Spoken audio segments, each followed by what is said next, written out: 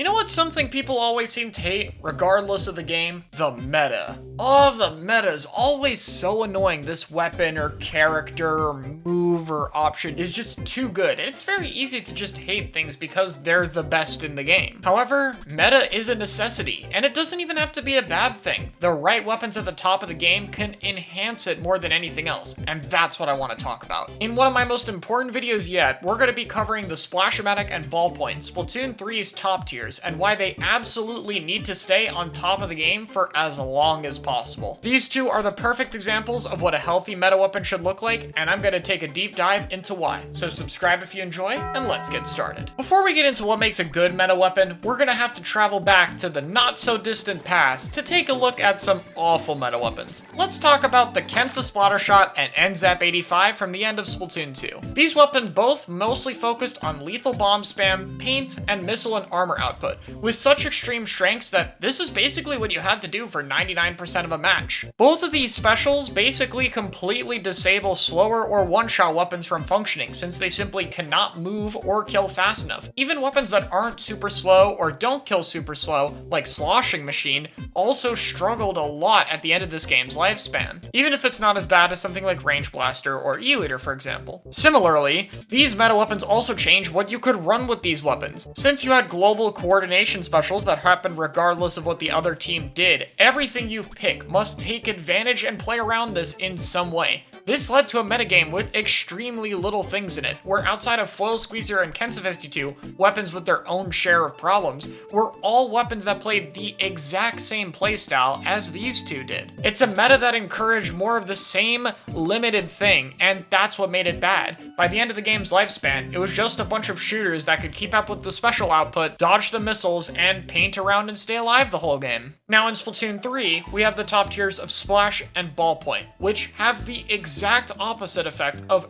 everything Splatoon 2's best weapons did wrong. Let me go through each point. First off, Ballpoint and Splash, rather than having one limited playstyle, are basically do-everything type weapons. At top level, Splash-O-Matics usually run Ninja Squid, an ability that helps with combat. You have things like Sub-Saver or Sub-Power to help with your burst bombs, and you would play around different things like fighting and being aggressive, chip damaging for teammates, painting the map, and focusing on special output. Ballpoint, on the other hand, again, has paint with its short-range mode, but as a bomb that, while not lethal, is essential to combo with teammates and is great against HP specials. It also has a long-range mode, which, while it has bad paint output, is still important to be able to poke people at a distance, as well as help your teammates in fights, and the short-range mode allowed you to take fights up close. Now, it might seem like this is too much for them to be able to do this many things, and wouldn't it be more fair if they just did one thing? Being able to do just everything in the game sounds really broken, but in fact, it's actually a great thing that these weapons can do so much. Just because you can do a lot of things pretty well does not mean you can do all of them at the same time. Being good at weapons like these means taking advantage of the attributes,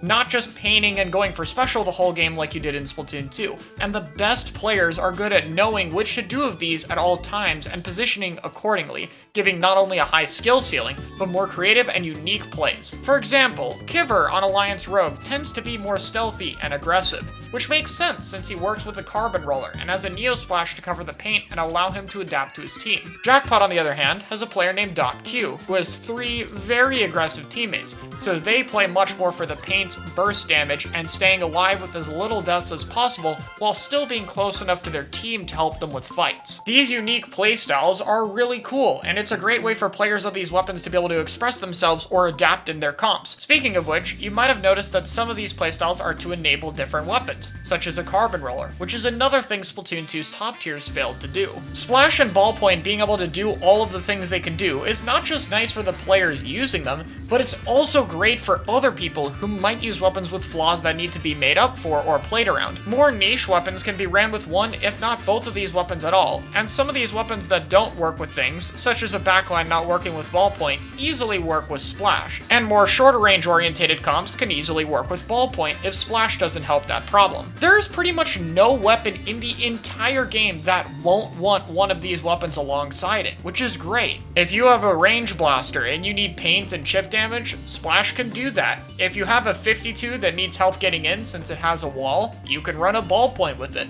pretty much any weapon in the game will be able to be played more easily around these two weapons. And what's even better is they don't really invalidate any weapon going against them either. Matchup-wise, Splash can actually struggle pretty well with other short-range weapons. 52 has a wall to deal with it, Tetra's a lot of rolls, Splatana's range, Mini's movement speed. All of these actually give them the slight edge in one-on-one matchups. Not to the point where the Splash player can't fight them, but enough to be worth picking against that weapon. Ballpoint, on the other hand, has the most balanced matchup spread of all the backlines, being able to focus on paint and closer range fights versus chargers, but can contest them at a distance. Tri-Stringer and X-Blow have unique angles over it, and the other Splatlinks can often kill them more easily, and even C-Jet actually has very similar range and kill times. Oh, and the Pencil could probably fight it too if they ever made it good. The point of this, though, is unlike in Splatoon 2, it's very easy to run other things alongside these weapons. When building a comp with these weapons in them, you get a lot of freedom for what you do. If you want to lean to more aggression, to more chip damage, to more passive play, you can do that around these same two weapons. The meta doesn't really restrict any playstyle or option, it enables all of them equally, and they also all work against these same weapons. Alright though, I've obviously waited to mention the most important part, the specials. Inkjet and Crab are just as important of a reason as to why these weapons work so well for the game, and a big reason of why I personally stress a lot about the design of specials in this series. Let's start with the counterplay, as both of these specials do an excellent job of having many different ways to deal with it.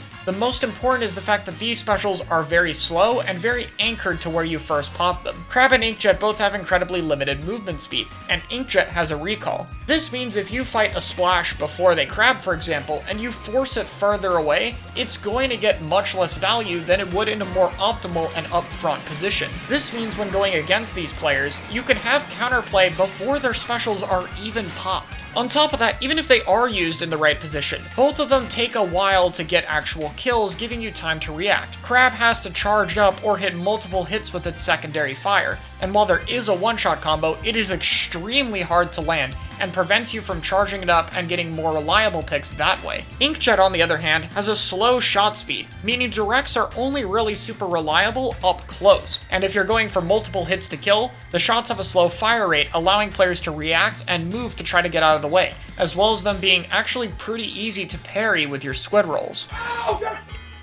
Of course, you don't have to just try and sit there and not die. They're completely fightable. Inkjet is in the air, which drastically limits its mobility, and the user has a slightly larger hurt box than normal, with no added HP, meaning anything that's able to threaten it can have an impact or potentially end it early by killing it. And this works for a lot of different weapons. Long-range weapons can force it off of high ground, close-range weapons can punish more aggressive Inkjets going for quicker kills, and area of effect weapons can take care of it behind some form of cover, while specials can either contest it, force it to move out of the way, or provide protection, such as Stamp blocking its shots, or Zipcaster going after it, which, by the way, Sword with the Zipcaster going and fighting an Inkjet is just cool, I have to say that somewhere. Crab, on the other hand, has two attributes. The rider on top can be threatened while firing it, forcing them to go into ball form, which has considerable delay and prevents them from really having much of an impact on the game. On top of that, the Crab rider could be killed, which would end the special early. This means that even damaging the rider can have a drastic impact on the value of the special, as they have to take time to heal, move around, and try to stay alive, which is time they could be spending pressuring your team. On top of this, if you don't want to kill the rider, the mech has 500 HP, and when broken has a little bit of lag, making it a bit easy to get picks on them afterward, and it's hard for the Crab mech to dodge attacks with how slow it is. These two different methods mean this special also has a lot of ways to take care of it. Low damage weapons like blasters can focus on the rider since they have an easier time hitting it. Higher damage weapons like Splatanas can just straight up break it, and stuff like shooters and dualies can target both, but neither as well as the options listed previously. Only very few weapons and specials can't deal with Crab, such as Bubble, which is countered by almost every special in the game, not really a Crab thing, and Snipe Rider, which its low object damage is not just a problem against Crab, it is with Booyah too, and it's more of a problem of the weapon than the special. Pretty much everything you can pick from your main weapons to your specials has options against Crab and Inkjet, and those that don't are usually the fault of the design of those specials or weapons specifically, which can be fixed without changing the special directly. This is important because remember, Splatoon 2's meta specials drastically limited what things could be good. On the contrary, these specials encourage a lot of different ways to dealing with them that you can play around depending on your comp, giving you a lot of different options. As for your own team, these specials also compensate for what you might need. Their main purpose is to get your team in. which is basically the most important part of your comp taken care of right out of the gate. So you can run weapons that might struggle to get in, like rollers, and have the tools already there to work around that weapon's weaknesses. On top of that, both of these specials get you in through comboing and fighting with your team, rather than just sitting passively. Using these specials is going in and doing things yourself. Speaking of which, because I'm still not done, these specials give a lot of options to their users in the same way the main and sub combinations do. Crab players get many different fire modes and spots to choose for their special, and can have different ways to express their skill, such as going for one-shot combos, AoE and ball mode for fighting up close, or hiding the fact that you're charging up the weapon behind a wall to peek out early and surprise enemies. Inkjets have built-in movement with squid form to drop fast, you have the new boost to get you in the air and dodge attacks and reach new locations, and of course with the shots you can go for ambush kills up close with directs, or long-distance indirects to control space. Let alone you also have the ability to just absolutely clutch your own landing point, which is pretty cool.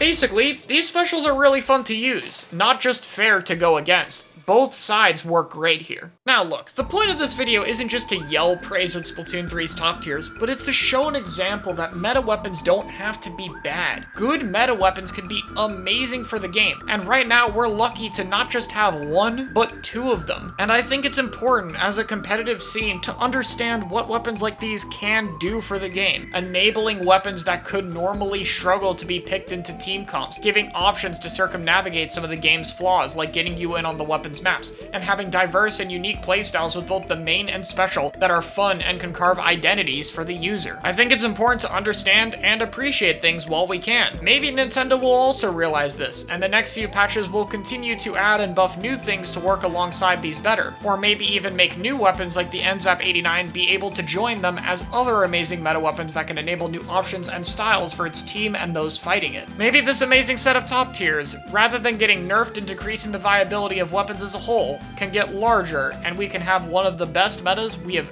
ever seen. Thanks for watching.